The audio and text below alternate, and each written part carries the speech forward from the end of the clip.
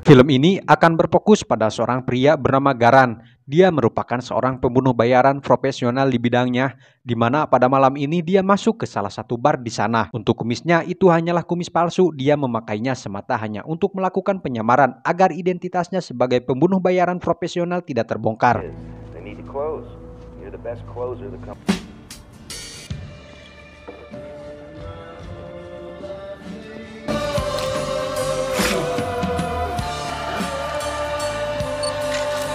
Setelah menemukan target yang dia cari, dia pun segera bertindak. Selesai melakukan pekerjaannya tadi, dia pergi ke markasnya, yang mana di markas inilah dia mempersiapkan semua hal yang diperlukan dalam setiap aksinya. Foto salah satu target yang barusan dia bunuh, lalu kemudian menguploadnya sebagai bukti kepada mentornya. Saat dalam perjalanan pulang, dia mendapatkan panggilan dari Mr. X. Dia adalah mentor yang selalu memberikannya pekerjaan dan karena ada klien lain untuk besok, Mr. X memberikan sebuah misi kepadanya dan akan menghubunginya dengan rinciannya yang akan dia selesaikan nanti. The force be with you too. Di balik pekerjaannya yang beradrenalin, Garan memiliki seorang istri dan seorang putri. Ibunya melarang si putri yang ingin meminta pancake lagi karena dia terlalu banyak memakannya, perutnya suka mencrek. Istrinya tidak tahu jika pekerjaan yang dilakukan suaminya adalah seorang pembunuh bayaran.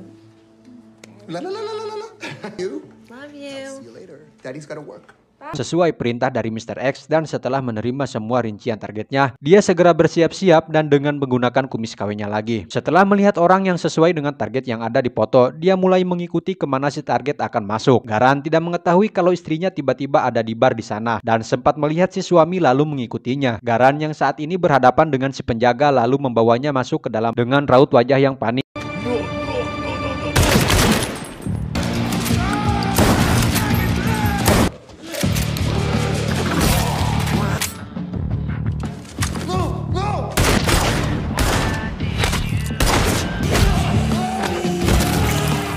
Tidak ada keraguan dia menghabisi mereka satu persatu di sana. Sebagai pembunuh kelas kakap, mereka semua dibuat tak berdaya. Kemudian mendengar suara istrinya di balik pintu, lalu melihat istrinya yang sudah tertembak dan tewas di sana. Entah siapa yang melakukan semua ini kepada istrinya, nanti kalian semua juga akan tahu, guys. Singkat cerita, 1 tahun kemudian, 1 tahun berlalu dari kematian sang istri tercinta, Garan selalu terbayang akan sang istri dan pastinya merindukannya. Tentunya juga dia merasa bersalah. Di sana ada mitohanya Garan melihat Garan yang selalu galau. Dia mengatakan bahwa Garan harus menjalani hidup yang baru karena ketika Garan tidak bahagia, hal itu mempengaruhi putrinya karena si putri merasa tidak berdaya. Setelah kehilangan ibunya, si putri juga tidak ingin kehilangan ayahnya. You moved in after Carla. How could I not want to take? And when you're not happy, that affects Kimberly because she feels. Untuk itu, Garan berniat untuk mencari siapa pelaku yang telah membunuh istrinya. Ada seseorang yang memasukkan sebuah klip flash disk ke kamarnya. Entah siapa orang yang memasukkannya. Karena penasaran, dia memasukkan ke komputernya. Dalam sebuah rekaman di sana, di dalam video tersebut menampilkan seorang pria bernama Roman Korza yang mengundang Garan untuk mengadakan kontrak eksklusif untuk melenyapkan pembunuh terhebat di dunia. Dia akan mendapatkan transfer senilai 10 juta dolar dan setelah menerima konfirmasi, dia akan dikenakan biaya perjalanan ke Tokyo. Good girl. There you go.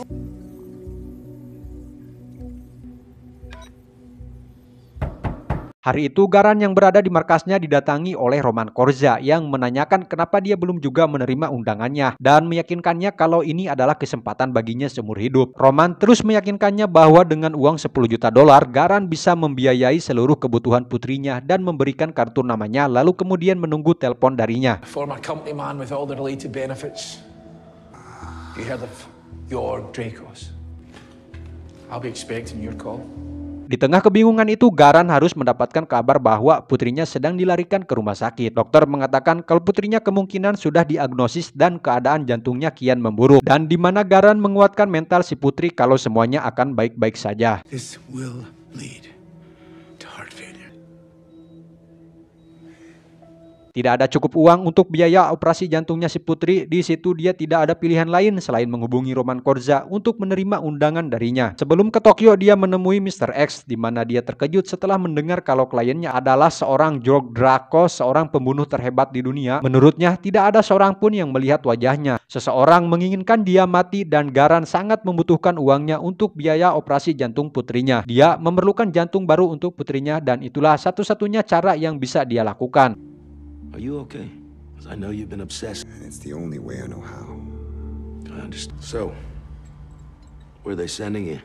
Dan kita melihat sekarang Garan sudah berada di Tokyo, langsung disambut hangat oleh Roman Korza yang senang dengan kedatangannya. Kemudian dia membawa Garan di mana ternyata di sana sudah berkumpul para pembunuh bayaran yang dianggap sudah berkelas di bidangnya.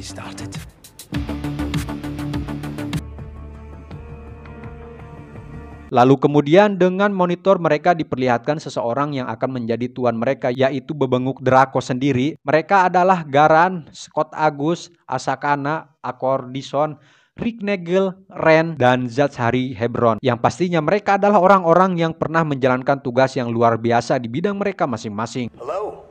Oh, it's good to see you all. Thank you. Niacho trained protector of the rise. Perlu mereka ketahui di sini mereka berkompetisi dengan pembunuh terbaik dari yang terbaik yaitu Drakos, yang karena salah satu dari mereka yaitu Hebron berniat mengundurkan diri karena merasa sudah dibohongi dan tiba-tiba Kill the queen? Not I. Maybe. Maybe. ya, di sini Drakos menunjukkan keseriusannya. Misi mereka hanya sederhana, yaitu membunuh dirinya sebagai si raja pembunuh. Mereka memiliki waktu 24 jam untuk bersiap dan apabila ada yang ingin mundur, jangan harap bisa selamat karena selalu ada yang memperhatikan mereka.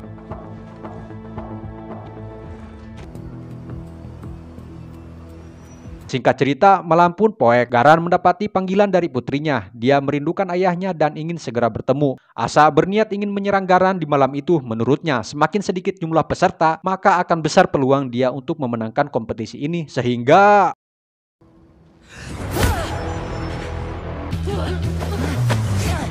You don't have to.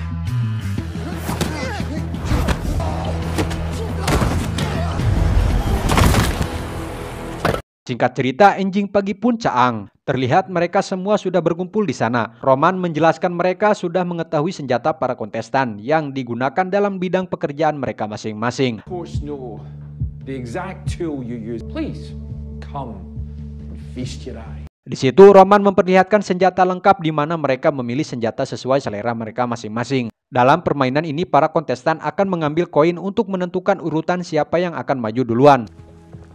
8. Dinner's on me. Setelah mereka mengambil koin, mereka dan urutan yang sudah ditentukan, Scott Agus yang pertama akan maju duluan, di mana para kontestan juga bisa melihat dengan layar monitor yang sudah disediakan. Kembali ke Agus yang sekarang dia mulai bergerak di mana dia menembak Drakos yang ternyata itu adalah sebuah kaca dengan bayangan Drakos saja dan inilah yang terjadi padanya. Let's go.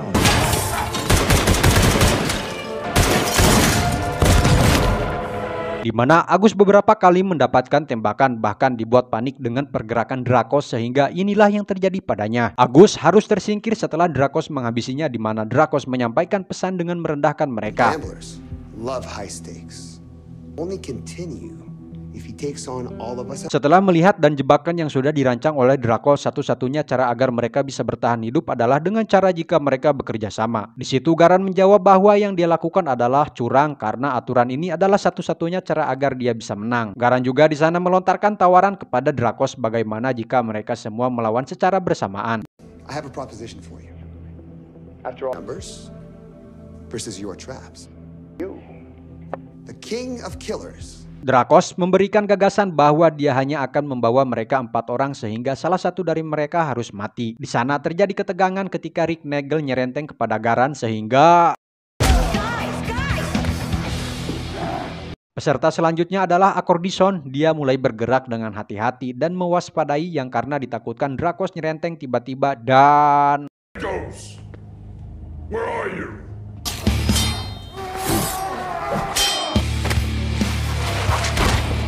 Mereka bertarung secara brutal. Dishon yang ingin selamat dari permainan ini harus berjuang dengan mengalahkan Drakos. Tetapi dia harus menerima serangan-serangan Drakos yang amat sangat brutal sehingga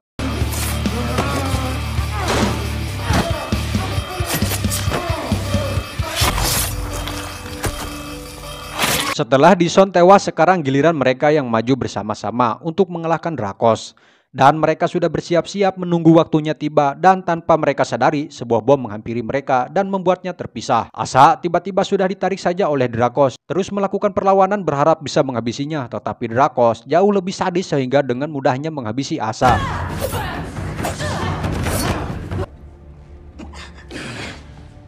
Sementara Garan harus berhadapan dengan perempuan si ahli pedang samurai. Pertarungan begitu menarik dan mengesankan, tetapi nasib si cewek harus berakhir dengan seperti ini.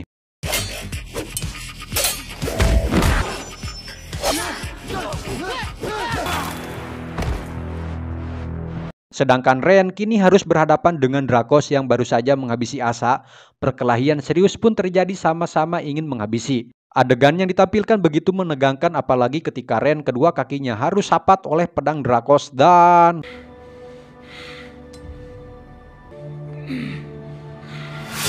di sisi lain, Garan kembali bertarung dengan Rick Nagel setelah terbayang akan sang istri dan putrinya, membuat dia termotivasi dan bangkit lalu menghabisi Rick Nagel dengan mengerikan.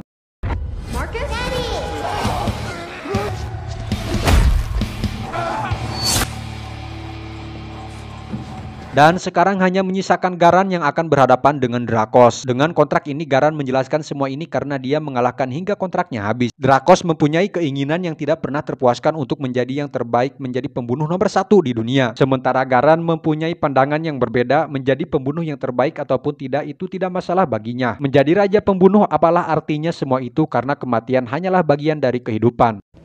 This is the last bit of euphoria you'll ever of killers. What does that even mean? Ketika Drakos akan mengambil shotgunnya dan disusul lampu yang dimatikan oleh Drakos, di mana Drakos menceritakan tentang kematian istrinya agar membuat Garan terprovokasi. Meski mendapatkan luka di tubuhnya, dia tetap berjuang dan sempat mengarahkan serpihan kaca ke lehernya, tetapi Looks like we have a victor.